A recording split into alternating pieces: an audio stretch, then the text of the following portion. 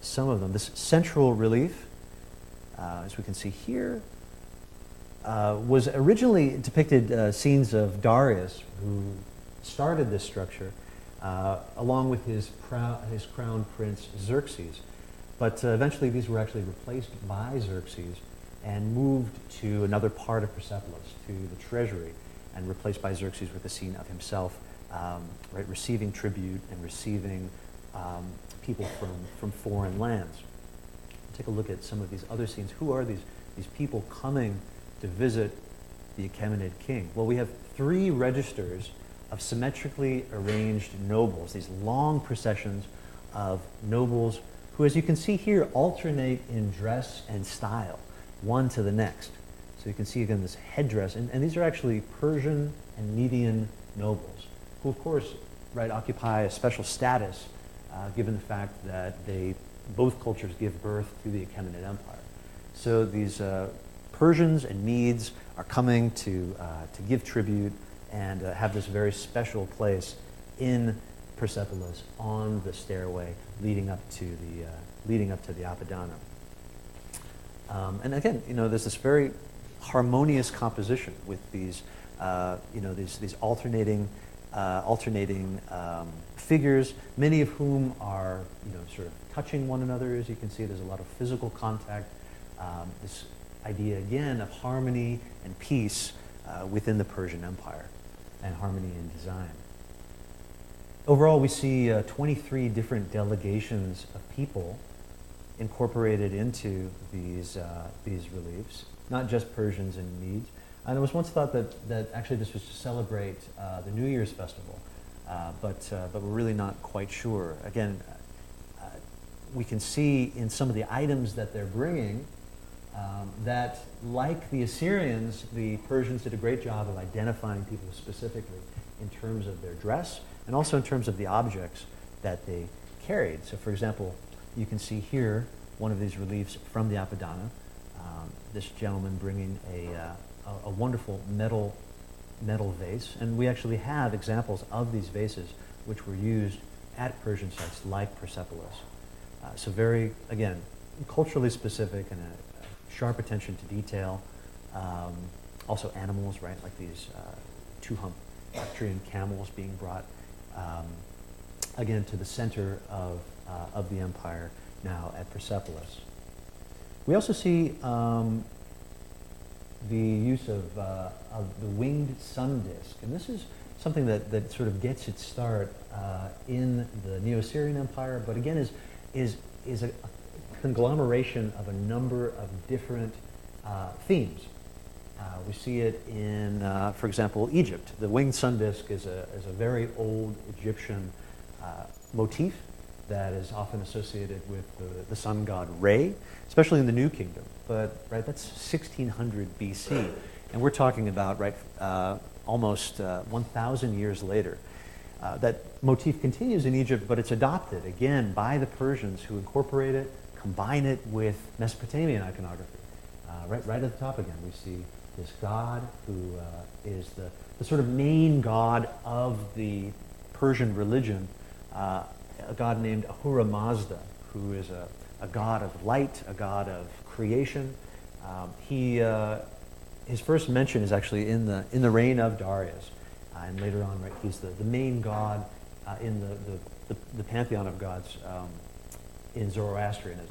But you can see he's depicted here atop the sun disk, and of course, carrying that ring, not the rod of kingship, but in this case, the ring that we've come to understand is associated with secular power. So that combination of images, again, just like the architecture, being drawn from all different parts of the empire. Darius builds a palace at Persepolis, and unlike the Neo-Assyrian palaces and the Mesopotamian palaces, places like Mari, which incorporate both living quarters and sort of public meeting halls and administrative centers, Persepolis is much more isolated and broken up. The palace of Darius, you can see here, is a separate structure entirely. It has nothing to do with the Apadana or the Hall of 100 Columns, the treasury. It's a private palace, and and it's not audience focused at all. It's very unlike these Mesopotamian palaces that we've come to know. It's set up on a platform in its own area and decorated, again, using motifs drawn from the empire. So what we have here, as you can see, these very Egyptian architectural elements in doorways. This is called a cavetto cornice. And this is, again, an Egyptian style of building that's known very, very early on, as early as the Old Kingdom in Egypt. So we see, again, this combination of motifs leading to this general Persian style. Darius initiates a few new practices. He ends up creating a tomb for himself at a place called Naqsh-ish-Rustam, or Rustam. And the site is actually a rock-cut tomb, which, if you consider the way that Cyrus was buried, is a huge departure from the way, right, that our first Achaemenid kings are buried, right? If you remember, Cyrus, having those Lydian roots, is buried in a very Lydian way, in that sort of corbelled structure with a small house and pediment at the top. In this case, right, this is almost the opposite. Instead of building an external structure, you're building an internal structure. You're digging into a cliff face. And this actually continues. Darius' tomb is built here, and 3 other Achaemenid rulers create tombs which are almost identical to the tomb of Darius. We think that they belong to Xerxes and Artaxerxes, Artaxerxes. But again, these are quite large. I don't really have a good scale, but they sit about 15 meters off the ground and raise another 23 meters up the solid cliff face. They're divided into 3 parts. We can take a look at the tomb of Darius here. In the top, right, we see a king of, or an image of Darius standing before a fire altar with Ahura Mazda in the middle. In the second register, if you will, in the second section, there's a image of what appears to be, again, a series of columns, perhaps referencing the palace at Persepolis. And this third section is actually left blank. But we do have inscriptions from Darius. You can take a look at this upper section in a bit of depth. The scene in which Darius is standing before Ahura Mazda and this fire altar is actually supported by 30 representatives of the nations of the empire. And literally, you can see here that they're holding up this dais that this scene is taking place on. There are actually 28 of them in 2 registers, and then 2 holding up the sides. And they actually appear to be holding and moving this scene, literally supporting the Persian Empire.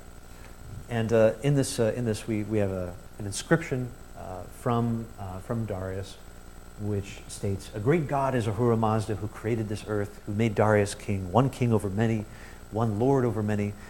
Now, should you think, how many are the countries that King Darius held? Well, look at the sculptures of those who bear the throne, and you shall know. It shall become known to you that the spear of the Persian man has gone forth far, and it shall become known to you that the Persian man has delivered has delivered battle far indeed from Persia." So just in case this wasn't clear to you, Darius makes it very clear. How many nations? We'll count them. They're right there in front of you. So, and also he goes on to talk about how, not only his conquests, but how one should not rebel against the empire. So Darius' successors stay pretty closely.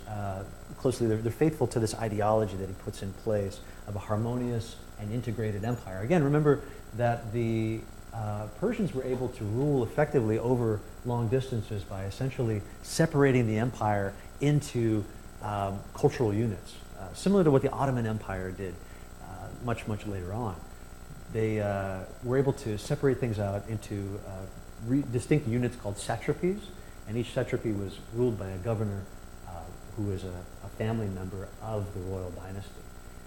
But at the same time, right, they've provided a lot of autonomy to these local regions, religious autonomy. For the most part, as long as tribute's being sent back, you're able to live your life in peace, and this works fairly effectively. Darius significantly expands the boundaries of the Persian Empire and actually extends as far to Greece and India. However, it's in the far west that the Persian Empire encounters quite a bit of trouble. At the end of, or towards the end of Darius's reign, a number of the cities along the coast here in Anatolia end up rebelling with the help of Greek city-states.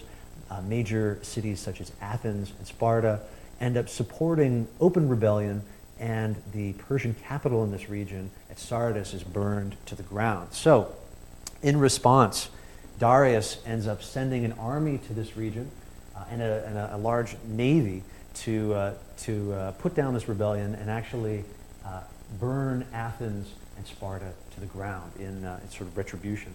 This doesn't come to pass. The Greeks actually are successful, and this is the Battle of Marathon, which takes place in 492 BC. The Greeks wisely take the advice of the Delphic oracle, which tells them to invest their resources in walls of wood. And so at first they started building walls of wood around Athens, and then say, oh, well, wait, actually, no, this is about ships. We need to build ships. And as a result, they build these ships, defeat the Persian invasion, and Darius is sent home with his tail tucked between his legs. So Greece is in open rebellion. This area is in open rebellion. The first Persian invasion is pushed back at Marathon, which leaves it to Darius' son Xerxes to sort of finish the job. He continues his father's policies, takes the throne in 465, and is able to put down rebellions in Egypt and also in Babylon. But his major foreign policy is again linked to Greece and linked to bringing it under control.